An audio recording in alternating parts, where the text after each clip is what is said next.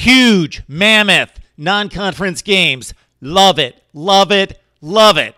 Next on Mark Rogers TV, the voice of college football.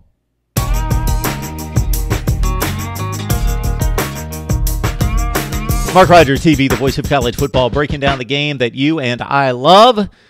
Our channel is set up and delivers the best in college football debate, discussion, and analysis. It was announced just a few hours ago that the Georgia Bulldogs have scheduled a couple of premier series upcoming. We're going to have to wait a long, long time for these games, but these are the kind of games that need to be played, especially in the current environment of the college football playoff. There is no way to compare teams across the country when they don't play anyone comparable at an elite level. We are trying to determine at this point the best four teams in the country, and it's impossible to do so when they play in silos and then they play weak non-conference schedules, typically in the SEC against three Group of Five and FCS opponents, and then maybe a weak Power Five, i.e. Alabama this year against Louisville, 2018, 2019 against Duke. All right, let's get to the good stuff. Georgia and Florida State have signed a series to play in 2027 and 28. The first game, September 4th, 2027 in Tallahassee. Then the return trip to Athens between the hedges, September 16th, 2028. These two schools, Georgia and Florida State, two of the major programs in college football, have not scheduled to play a game since 1965. Tallahassee in the Panhandle in northern Florida. Georgia in Athens. They're a few hundred miles away. They have not scheduled to play a game since 1965. This is what's wrong, among other things, with college football. But we finally get the Seminoles and the Dogs together in 2027 and 28. They did play in the Sugar Bowl in 2003, and the Bulldogs won that game 26-13. If you recall, Bobby Bowden, of course, still at Florida State in the last 5 to 6 years of his legendary career. Mark Richt had wrapped up with that win, 26-13, one of his finest seasons at Georgia at 12-1. And a top three finish, and at that point in his career, only his third season in Athens, it appeared as though the sky was the limit, but he would get close but never complete a national championship. Georgia also scheduling to play Clemson. This game has been played for years and years and years and years. Georgia leads the all-time series 42-18-4. New Clemson fans who are a bit young, realize that you have only been this Clemson for about 5 years. You have had your spurts, of course, won a national championship in 1981, had a very strong program throughout the 80s, but typically Georgia has been the much better football program. 42-18-4. They last met in a home-and-home series in 2013 and 14. The Tigers won it 38-35. Exciting game. Remember watching this game. 38-35 victory in 2013, and then Georgia paid it back in a big way the next season. Mark Richt versus Dabo Sweeney, 45-21 Dogs in 2014.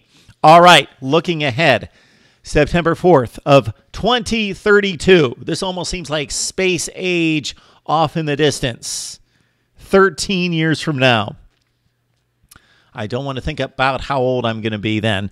But 13 years from now, September 4th, 2032, in Athens, the Dogs and the Tigers get back together. Now, we'll fill in the series details in just a second.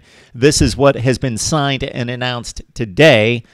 And then the repeat visit on September 3rd of 2033 in Columbia to take on not in Columbia, but in Clemson to take on the Tigers. Can't make that mistake, of course. South Carolina, the home of the Gamecocks in Columbia. All right, these two teams, Clemson and Georgia, fortunately for us, the college football fan, and fans of those two teams, will enjoy them playing 3 times before the series that was announced today. In 2024, in the Chick-fil-A Kickoff Classic in Atlanta, Clemson, Georgia. So that's only 5 years away. We get to see the Tigers and the Dogs mix it up. And then they also have a home-and-home series in 2029 and 2030.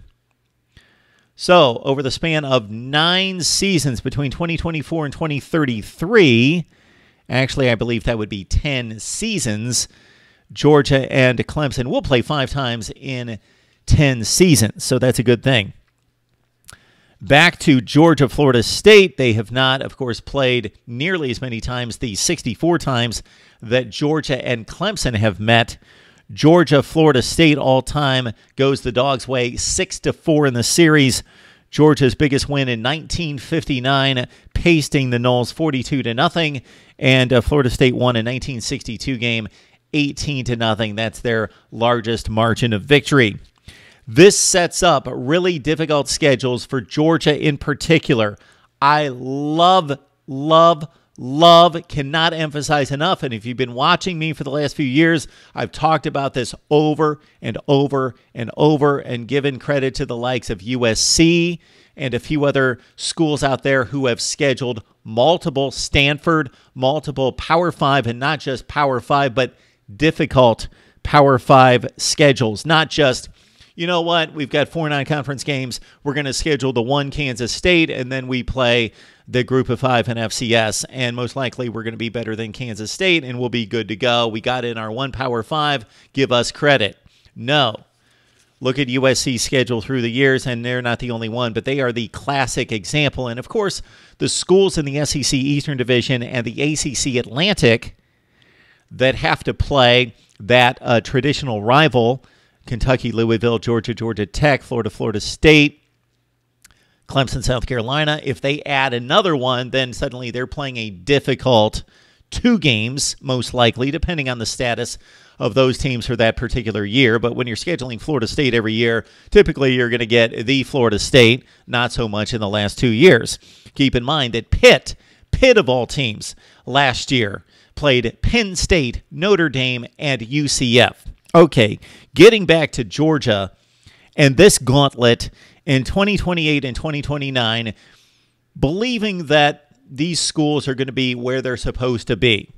They're not a Texas that fell off the cliff from 2011 on, or USC currently. But if they're near peak performance, and then who knows about Georgia Tech possibly being a factor at that point. In 2028, Georgia lines up against Florida State, Texas, and Georgia Tech. In 2029, the Dogs line up against Clemson, Texas, and Georgia Tech. All right, so the Clemson series that they've signed to be moving forward include LSU, Oklahoma, and Notre Dame because of the ACC rotation in which the Irish play 5 ACC games each year, and that contract extends for years and years and years and years, near 2040, I believe.